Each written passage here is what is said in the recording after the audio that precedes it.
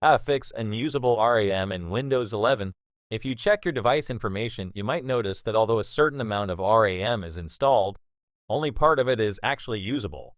Here's how to fix that and ensure your system uses 100% of your RAM. First, open the Start menu and type msconfig, then select System Configuration. Go to the Boot tab and click on Advanced Options. In this window, look for the Maximum Memory option. Make sure it is unchecked as shown. Then click OK, followed by Apply and OK again. After that, restart your computer to apply the changes.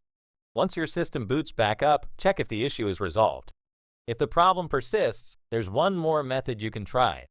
Open the Start menu again, type Registry Editor, and launch it.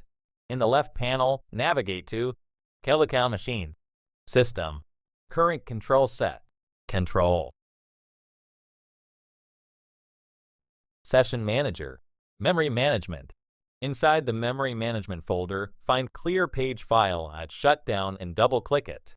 Change the value data to 1, then click OK. Restart your computer once more.